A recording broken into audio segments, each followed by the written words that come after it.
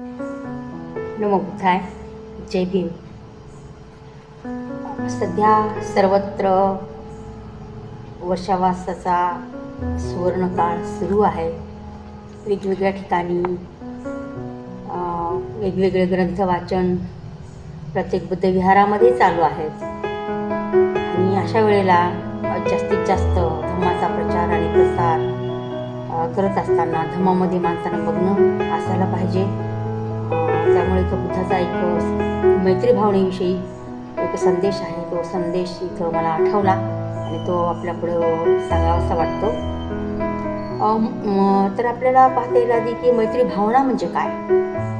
जी माणसाच्या मनात मैत्रीची भावना असते ती मैत्रीची भावना म्हणजे नेमकी काय असते. तरी तो बुद्ध म्हणतात,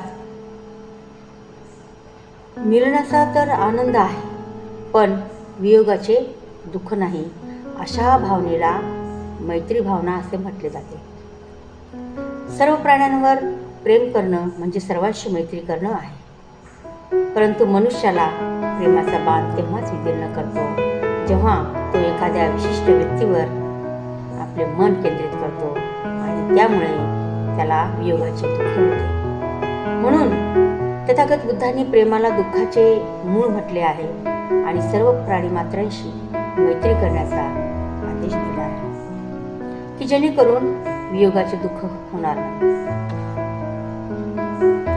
तर तथागत बुद्धांनी मैत्री भावनेपासून प्रत्येक माणसाला काय काय फायदे होतात, जे मैत्री भावनेचे फळ आपल्याला मिळतात ते कोणते फळ आहेत तेही पाहता येईल.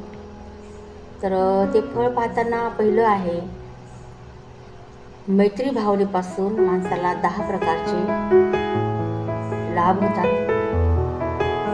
एक, मैत्री भावना जर आपल्या मनात असेल तर मैत्रीमुळे भावना ही चित्ताला विमुक्त करणारी असून मैत्री भावनेच्या अनुकूल आचरण करणारा जो आहे तो व्यक्ती सुखाने झोपतो.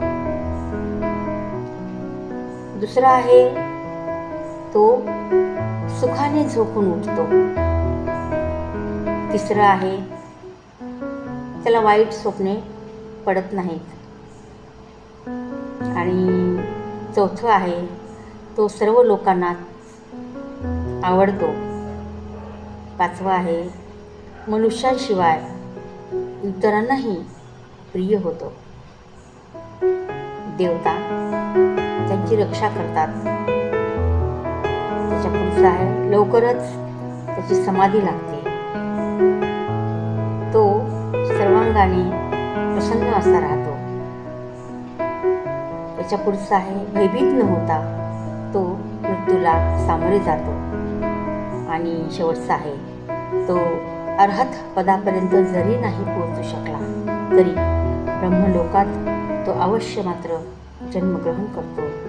ब्रह्मलोक म्हणजे काय, तर इथं आपल्याला सांगता येईल की ब्रह्मलोक म्हणजे आपल्या चित्ताची सदोदित अशी आनंद अवस्था. अशा प्रकार ब्रह्मलोक या शब्दाला म्हटलं जाते की आपल्या चित्ताची सदैव असणारी आनंदी अवस्था. तसं पाहिलं तर 4 प्रकारचे ब्रह्मलोक आहेत. आपण हे ब्रह्मलोक जाणताच मैत्री, करुणा, मुदिता, उपेक्षा हे 4 प्रकारचे मैत्री विहार आहेत, ब्रह्मविहार आहेत.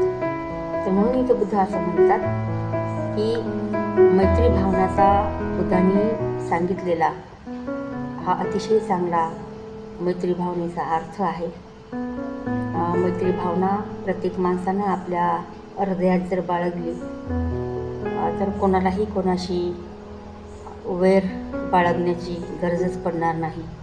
प्रत्येकाच्या मनामध्ये जर मैत्री एकमेकाविषयी असेल, कारण तथागत बुद्धाने दिलेला जो धम्म आहे तो धम्मच आहे. माणसावर आधारित माणूस हा तथागत बुद्धांच्या धर्माचा केंद्रबिंदू आहे आणि माणसाचं मन हे केंद्रबिंदू आहे. माणसाला केंद्रस्थानी ठेवून, माणसाचं मन हे केंद्रबिंदू ठेवून तथागत बुद्धांनी आपला धर्म साऱ्या जगाच्या कल्याणासाठी आपल्याला सांगितलं आहे. त्यामध्ये हे जे आहे मैत्री भावना हे पण अतिशय महत्त्वाचे आहे. असंच आपण बुद्धाचा संदेश वर्षावासाच्या काळामध्ये बघूयात. धन्यवाद. नमो बुद्धाय. जय हिंद.